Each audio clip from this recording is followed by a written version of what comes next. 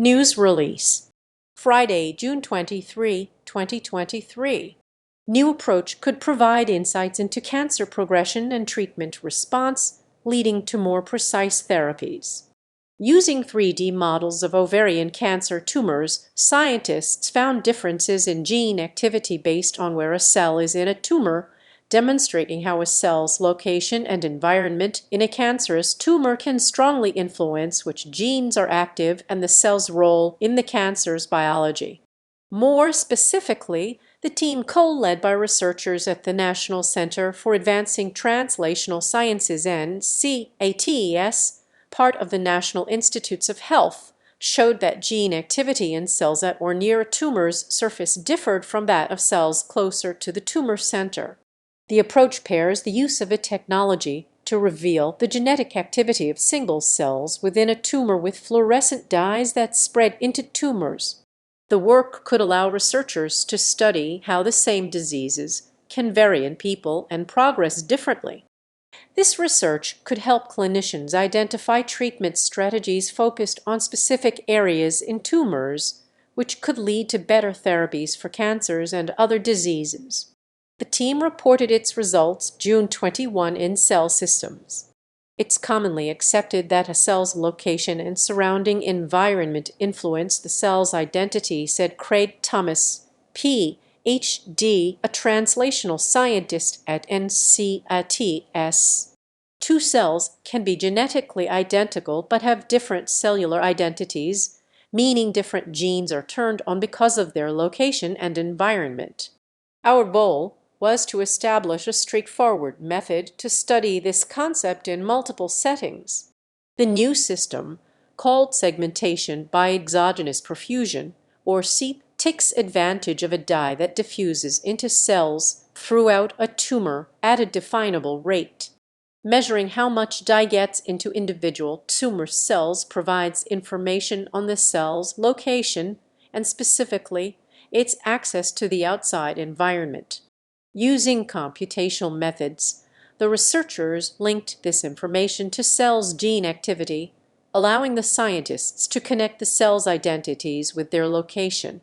Understanding the relation of cells to each other and the effects of their positions in space has been a fundamental question in cancer, neurological disorders and other areas, said co-author Chuomas Knowles, Ph.D. at the University of Cambridge.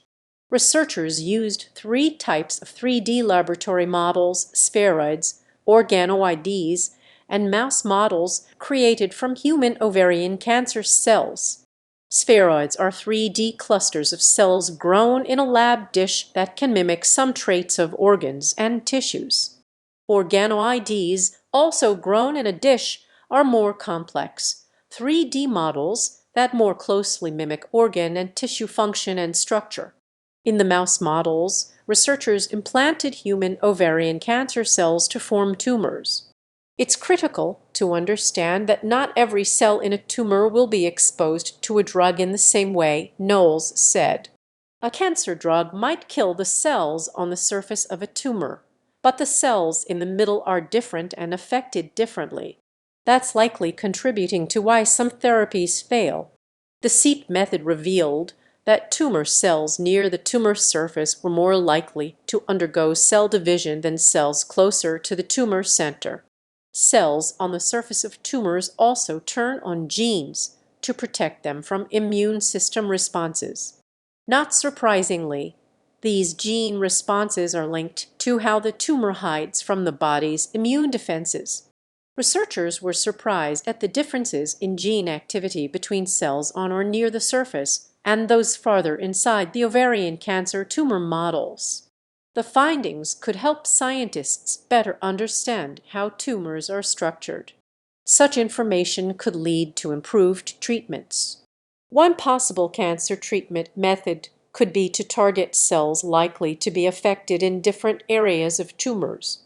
Certain tumor cell types are susceptible to certain therapies, noted first author and Harvard University medical student David Morse, Ph.D. Knowing where cells are located and their levels of accessibility in the tumor could help us decide how to use drugs in combination. It could help tell us how long to give a drug and when to move on to other therapies. The National Institute of Health research was supported by NCAT's Division of Preclinical Innovation and the National Cancer Institute's Center for Cancer Research. Work at Harvard University was funded by the National Science Foundation $1,708,729 and through the Harvard Materials Research Science and Engineering Center $2,011,754.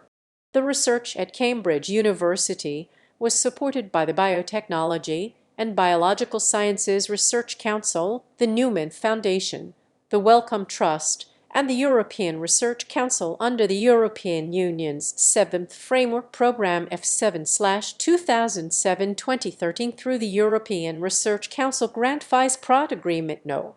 337,969.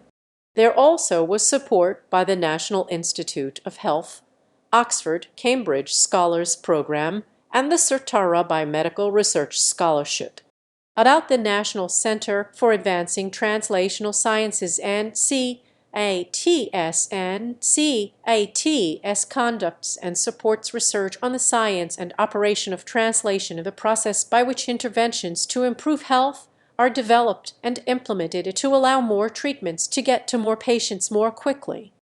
For more information about how NCATS helps shorten the journey from scientific observation to clinical intervention, visit https://ncats.gov. About the National Institutes of Health. National Institute of Health. National Institute of Health, the nation's medical research agency, includes 27 institutes and centers and is a component of the U.S. Department of Health and Human Services. National Institute of Health is the primary federal agency conducting and supporting basic, clinical, and translational medical research, and is investigating the causes, treatments, and cures for both common and rare diseases. For more information about National Institute of Health and its programs, visit www.nagov. National Institute of Health Turning Discovery into Health Registered. D.B. Morse et al. Positional influence on cellular transcriptional identity revealed through spatially segmented single-cell transcriptomics.